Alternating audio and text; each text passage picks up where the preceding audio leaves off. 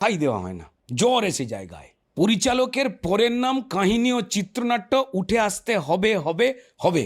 তাদের প্রত্যেকের বুকের ভেতরে টুল পেতে সত্যজিৎ বাবু একটা ছোট মূর্তি এরকম করে তো এই একটা রয়েছে বলে তারা কোথাও না ওই হ্যাংওভার থেকে না বেরিয়ে আসতে পারেন না।